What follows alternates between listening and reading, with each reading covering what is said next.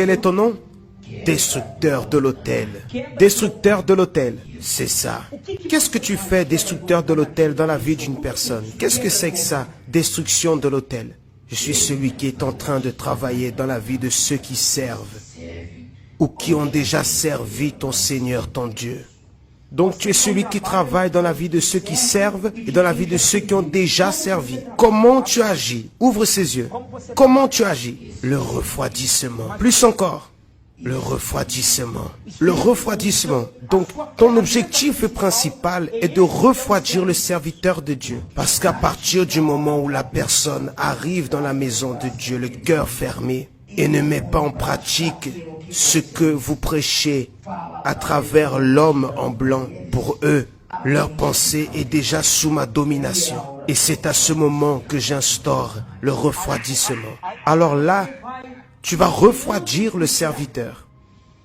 Et il reste dans une accommodation jusqu'au point où il n'a plus de force pour prier. Comment commence l'accommodation d'un ouvrier, d'un pasteur, d'un serviteur de Dieu? Comment commence ce refroidissement? Le jour où il pense qu'il est quelque chose. Le jour où il arrête de prier, de méditer. Le jour où il oublie l'endroit où ton Dieu l'a retiré. Et là, je l'ai déjà pris. Et là, tu l'as déjà pris. Bien sûr que oui. Dis-nous de nouveau ton nom. Quel est ton nom? Destructeur de l'autel. Destructeur de l'autel. Alors tu fais en sorte que le serviteur se refroidisse dans la prière, le jeûne, la méditation. J'ai reçu cet ordre il y a peu de temps de notre chef. Il y a combien de temps que tu as reçu cet ordre? Il y a 2 ans. Tu n'as pas notion. De quoi? À quel point est proche le retour du Seigneur ton Dieu. C'est proche. Vous êtes la dernière génération. Les enfants qui aujourd'hui sont encore en vie n'arriveront jamais jusqu'à la phase adulte. Oh, regardez. Regardez ça. Les enfants d'aujourd'hui qui existent aujourd'hui n'auront même pas le temps d'arriver jusqu'à l'âge adulte. Non, n'y arriveront pas. Le ciel est déjà vide. Les anges sont déjà prêts à sonner la trompette. Et ton Dieu est déjà prêt à venir chercher ses élus. C'est seulement vous qui ne pouvez pas le voir. Mais ses pieds sont déjà au-dessus de notre tête à chacun. Il n'y a plus de temps pour rien. Il n'y a pas. Donc tu es en train de dire qu'il y a 2 ans en arrière, tu as reçu cette responsabilité. Je l'ai assumée. Qui t'a donné cette responsabilité? Le Seigneur Satan. C'est lui qui t'a donné? Oui. Alors maintenant, je te pose une question. Destructeur de l'autel, je te pose une question. Prête bien attention. Tu étais où avant de recevoir cette mission? Où tu étais? Travaillant avec le peuple dans la rue, pour qu'ils ne réussissent jamais à voir l'église. Alors là dehors, tu étais déjà en train de travailler? Oui. Et maintenant, j'ai reçu la mission ici à l'intérieur. Et maintenant, tu as reçu la mission ici à l'intérieur? C'est ça même. À l'intérieur des églises? À l'intérieur de l'église, et je suis le chef. Tu es le chef. Tu agis aujourd'hui à l'intérieur de l'église. C'est ça. Pour refroidir les serviteurs de Dieu. Ou bien tu ne le sais pas. Tu sais ô combien sont remplis le nombre de pasteurs qui ont quitté la présence de ton Dieu. En l'espace de 2 ans, j'en ai fait sortir beaucoup que personne n'imaginait. Que personne n'imaginait. C'est moi. C'était toi. Parce que je peux. Tu peux. À partir du moment où la personne cesse d'obéir à la parole du Seigneur ton Dieu, elle me donne de la force. La personne se détruit, la personne est détruite, non pas parce que je l'ai mis, non, mais par manque d'obéissance. Alors, ce n'est pas toi. Tu agis seulement lorsqu'il y a la désobéissance. Nous n'avons aucune autorité contre l'être humain. Mais à partir du moment où il désobéit à la parole de ton Dieu, ça devient un péché. Péché devient une vie. Et la vie devient un aliment pour moi. Vous avez vu tout. Ça devient un aliment pour lui. Alors peu importe si vous êtes pasteur, si vous êtes ouvrier, si vous êtes évangéliste, ce message est pour le chrétien, est pour celui qui confesse avoir foi dans le Seigneur Jésus. Ce message est pour chacun d'entre nous. Ce que le diable veut, c'est qu'il puisse réussir à détruire notre autel. Destruction de l'autel, c'est le brisement de l'alliance. Comment je brise une alliance? C'est lorsque je commence à désobéir à Dieu. La chute des démons a été à cause de la désobéissance de qui? De Dieu. Ils ne voulaient plus se soumettre à la volonté de Dieu. Ils ne voulaient plus honorer Dieu comme il devait être honoré. Et alors, ça a été la chute de chacun d'entre eux. Alors, il y a 2 ans en arrière, tu as reçu cette mission. Oui, c'est ça même. Alors, c'est toi qui agis dans le refroidissement, l'accommodation. C'est moi-même. Alors, je te pose une question à toi, destructeur de l'autel. Tu es un esprit qui agit sans avoir besoin d'aucun travail. Non, je ne suis pas comme les autres démons. Je suis un prince. Tu es un prince. Tu es un type de prince. Regarde-moi, ouvre ses yeux. Regarde-moi, regarde-moi, parce que moi aussi j'en suis un. Tu es un prince. C'est moi-même. Ah oui, tu es un prince qui maintenant a reçu il y a 2 ans en arrière cette mission. C'est ça même. Alors je vais te poser une question. Et si ce serviteur commence à obéir? Et si ce serviteur a cette consécration, cette méditation, se dédie au Seigneur Jésus, est-ce que tu peux? Tu sais la réponse. Non, toi-même tu vas répondre. Parle. Parle directement. Non. Si cet ouvrier, cette ouvrière qui toujours est actif dans l'œuvre, mettant l'uniforme, luttant contre lui-même, vouloir, volonté du cœur, et qu'il soit toujours en train de se dédier dans l'œuvre, est-ce que tu peux toucher cet ouvrier? Pour le moment, non. Et le pasteur? Non. Quand le pasteur est actif dans la foi, luttant pour sauver des âmes, parle. Je ne peux pas toucher. Tu ne peux pas toucher. Je ne peux pas toucher. Quand l'ouvrier, le pasteur, enfin, est actif dans l'œuvre, donne la vie, qui se donne, qu'est-ce que l'homme vêtu de blanc fait avec ce serviteur? Vous ne pouvez pas le voir. Mais si seulement tu peux l'imaginer à travers votre communion, quand il y a plus de communion avec ton Dieu, plus de légions d'anges est envoyée au service et autour de ce serviteur. Quand plus il y a de communion du serviteur, plus d'anges aussi sont envoyés et le feu augmente. Et le feu fait quoi? Le feu augmente. Le feu augmente. Alors je te pose une question à toi, destructeur de l'autel. Et dans le sens contraire, quand le serviteur n'a pas cette communion, comment le feu il est? Il diminue. Et là, je peux m'approcher. Et là, tu peux t'approcher.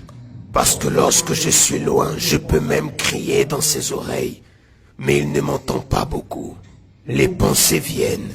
Elles viennent pour tout le monde, mais elles ne fonctionnent pas. Mais lorsque le feu a diminué, je parle. Et là, je serai plus fort. Alors quand le feu est bas, tu peux déjà parler. Et là, ta voix est beaucoup plus forte. Est plus forte parce que je suis plus près. Parce que tu es plus près. Alors c'est là que beaucoup tombent, se perdent. Je n'ai pas besoin de les attraper juste à travers le péché.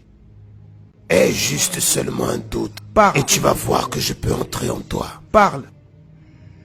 À travers juste un petit doute, ça devient déjà un grand péché. Vous voyez? Et on est déjà venu. Un seul doute. Le problème des personnes, c'est qu'ils se préoccupent avec des péchés grands, mais ils ne regardent pas ici. Où ça? Ce qu'il y a ici à l'intérieur. Et ces petits péchés, soi-disant, qu'est-ce que c'est? Qu'est-ce que ça représente? Faire sa propre volonté. Plus encore. Orgueil, arrogance, vanité. Plus encore.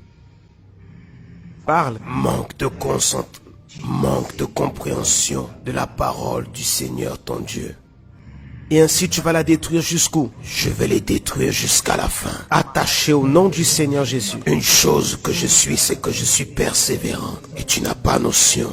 J'ai commis une erreur une seule fois, mais je n'ai plus de chance. Si j'aurais une seule opportunité, avec ton Dieu, je l'attraperai de toutes mes forces. Et toutes ces pauvres créatures ici ne donnent pas de la valeur à cela. C'est pour cela que je les prends, parce qu'ils ne valorisent pas l'opportunité qu'aujourd'hui ils ont d'être avec ton Dieu. Donc si tu aurais une seule opportunité, tu la saisirais directement. Parce que je sais comment est là dans le ciel. Et je sais aussi ce qu'il y a là en bas. Je sais qui est ton Dieu. Là dans le ciel, c'est comment? Parle pour chacun d'entre eux. Comment est là dans le ciel?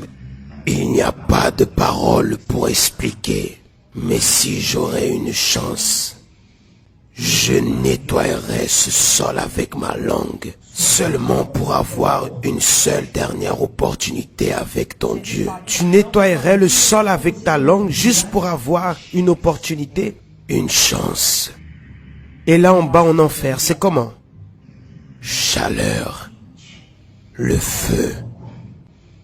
Feu et encore plus de feu, des souvenirs, 24 heures. Souvenir de l'opportunité que j'ai eue là dans le ciel de dire non à ce que j'ai fait. Si ça pouvait se répéter, tu ne l'aurais pas fait, non? Il n'y a plus de chance de repentance. Tu n'as plus de chance pour te repentir. Je ne peux pas me repentir de ce que j'ai fait. Et le pasteur ou l'ouvrier, la personne, elle a l'opportunité de se repentir? Seulement pendant qu'elle respire encore. Seulement si elle respire encore. Mais lorsque l'âme se décolle du corps, non. Alors si cette personne qui est ici, maintenant, se répand, mais je ne reste pas sans rien faire. Je persiste jusqu'à la fin. Jusqu'à la fin. Mais s'ils se repentissent, se livrent à Jésus, changeant de vie, lâchant le péché, lâcher tout ce qui est erroné, elle en a encore. Quand elle se repent pour de vrai, qu'est-ce que se passe avec elle dans ce moment de la repentance, qu'elle va à l'autel et se livre à Jésus? Qu'est-ce qui se produit? Automatiquement, toutes les entités qui avaient été envoyées pour la tuer perdent toute leur force et ils sortent des chemins de cette personne. Alors si elle prend sa vie et qu'elle la livre au Seigneur Jésus, elle est libre dans le même instant. Mais si elle le livre avec sincérité, parce que beaucoup livrent, beaucoup vont devant l'autel, pensant qu'ils sont en train de lui plaire, mais ils ne sont pas en train de comprendre que ton Dieu est assis au-dessus et il voit l'intention de chaque personne. Beaucoup vont là devant et demandent pardon pour leur mauvaise vie, mais avec l'intention de reprendre leur vie normale et commettre des mauvais péchés de nouveau. Et c'est pour cela que leur vie ne change pas. Je n'attache la vie de personne. C'est la propre personne par ses propres attitudes. Beaucoup sont en train de dire c'est attaché, mais lorsqu'ils sortent d'ici, ils font ma propre volonté. Mais il y a encore le temps que cette personne puisse accepter cette parole et fasse ce qu'il doit être fait. Pour l'instant, elle a le temps. Elle a encore le temps. Mais nous ne savons pas jusqu'à quand nous l'aurons. Mais nous demandons chaque jour vos âmes à chacun d'entre vous. Tu demandes? Chaque fois qu'une personne meurt, c'est parce que le Seigneur, ton Dieu, donne carte blanche pour que j'aille chercher son âme. Ah oui? Parce que vous avez demandé? Si tous ceux qui sont ici sont encore là, c'est parce que Dieu leur a encore donné une opportunité. Mais tous ceux qui sont ici, la roue va tourner. Et pourquoi il lui donnerait carte blanche? Qu'est-ce qui fait que Dieu donne carte blanche? C'est parce qu'il voit dans le fond de l'intérieur de la personne qu'elle ne va plus jamais accepter. Et là, il donne carte blanche. Non pas parce qu'il le veut, c'est parce qu'il voit que la personne n'est plus en train d'accepter. S'il le voudrait, le Seigneur, ton Dieu, n'aurait pas fait ce qu'il a fait il y a 2000 ans en arrière pour ces pauvres créatures. Amen, Église. Il y a quelqu'un ici maintenant qui veut donner sa vie à Dieu. Il y a un démon appelé destructeur de l'autel qui a commencé à agir il y a 2 ans. C'est celui-là qui fait que les personnes brisent leur vie avec Dieu et l'autel.